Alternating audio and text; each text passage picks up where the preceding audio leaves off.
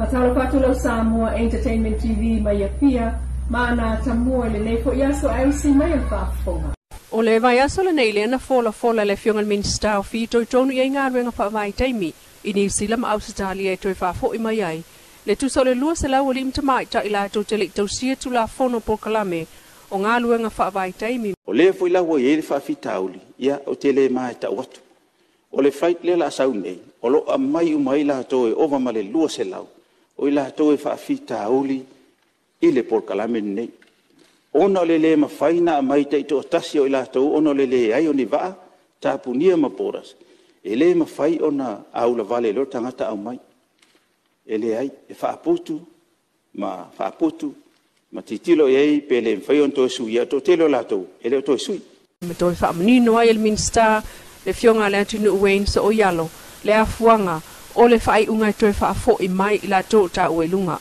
E ei fo ila tau sa o single. Ai o mai nei, ia, wa infant, wa sauma le infant, longo wingo. Ia, o leo, me umasa tupu whapea.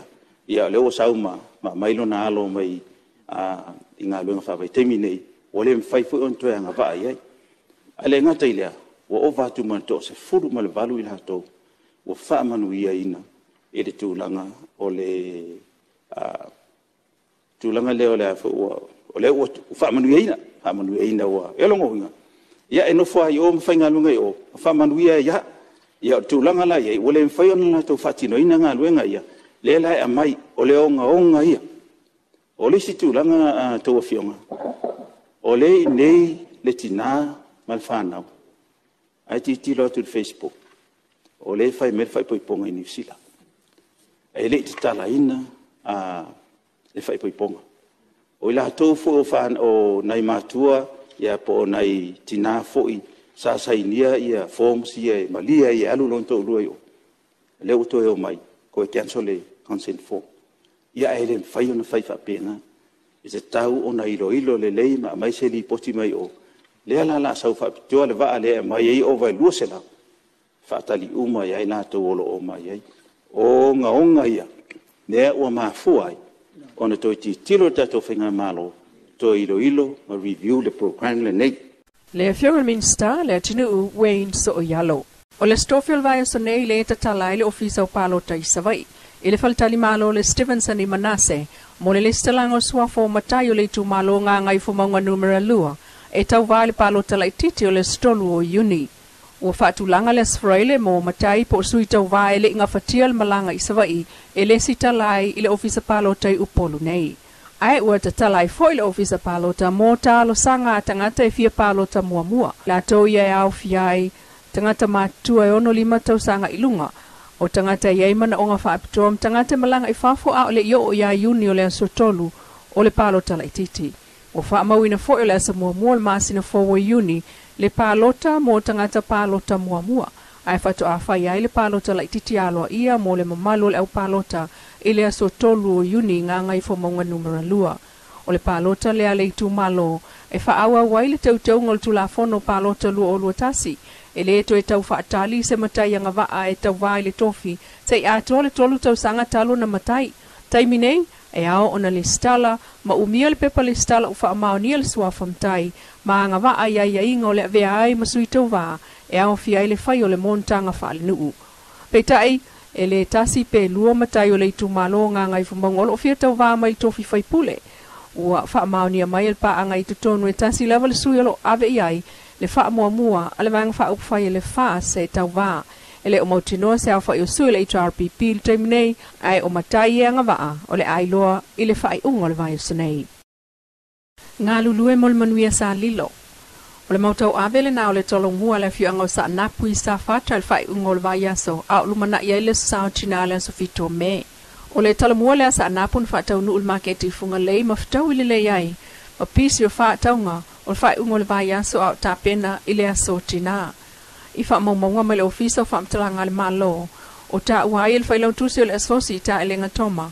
O le wha moe le enta pena mai lava i tusi o le whaama sina watua nai. Mlangolango ina le malo le an whaafta iai le pristeno le asosi le sunga le ana la. Le sao o le malo le lato wati nae. O le taunu unga manuia o le talomua le fioanga le foi na mo le mawina mfaaftai e fionga le minsta o faatuanga mawhainga whaiva. Le sunga la auli le mali e toa pula te vao le wate pula te vao Fosi Schmidt. Ma momoli lana whaamalo si au. I whai faatuanga o sa napu e tau mawhai mo le lei o lo lato a inga ai o le nuu. Faatasiai, ma le taua o le maua o tau mawha ai o le lava. Ma le whaawa o i pēr o na ave o stasi o la ngā tupe mo le ainga ai o tau mawha pale ni o sa uma. Taimi nei e lua se fulu isi talo mua leo lo whaasolo solo o tua io o almasi no uni. Mai ua fola fo e le fionga le minista le maua o whamonianga mo le ati na ino i tu malo. E peo na tā pena i ai le malo il taimi o lan tala whaaltupe o le si tausanga whaaltupe so lua o lua tolu. Anaf so son i ai le mta ngā ruenga Io o toto, matama ila au toto, o fatula au, o mea whai ngā ruenga e whao ngā alwhaatoanga, a alwaenga le asosio whai whaatoanga, matautai e pei o na whaalawa i tele mai, e le pepo whaamtalanga.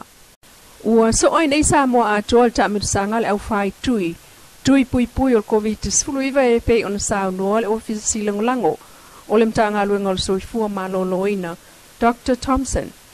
O le whaata ua le pui o stasi le wa upenga malosi, e te atua isi a mo le wha mai.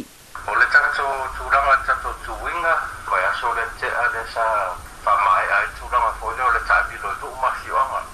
Ia umai a umai a vaenga i le uponu ke whapesa mai. Le a te dao manono ma polima, ia roa mai a uso o uma uponu. Ia sa moa o tāpilo ai, ia tato teams fo i mo le au whainga ruanga. Le whaatino ai tu i tonu tuu mahioanga i whale aunga. Le sa kawa uma ia i lato e matatu le lima tau sanga ai uma le matua le ngata le tui mōmua, tui lon hua ia e whapea fo i posta. O le teminei o lo whanga solo pia tui, le whapese siwa mai a ia pokalame le ona le tui whaia la i o tui, le o lo whanga solo pia tui, i so se whale mai whai tu malo, ia whapea i nei tato ofisa tonu mtotua, ia mai mtangera lua.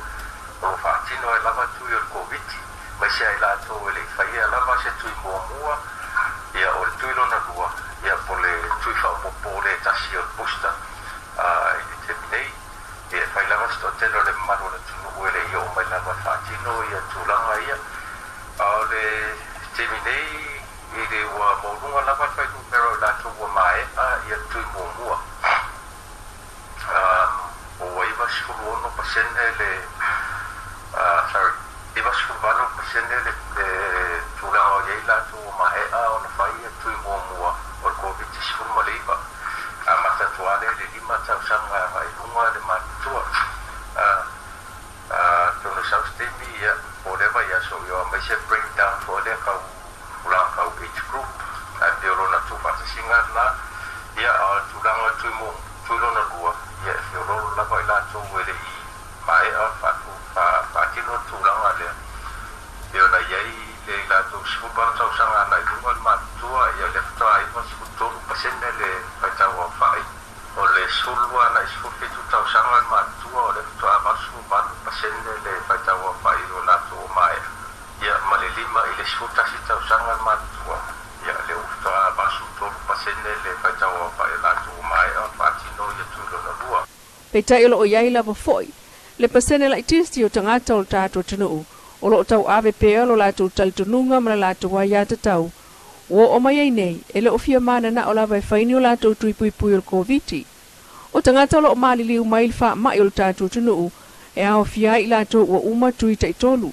o isi o fai tui tai tasi ma le vaenga ia isi nga se mawai o maliu lata mai e lua le wato ai lusu lua so i fua ma o tato tunu ele ifai umani o la tuipui. Lo Samoa Entertainment TV mai pia mas pa o poponga i le so tai au le lo fo le tua ai fa so i foi.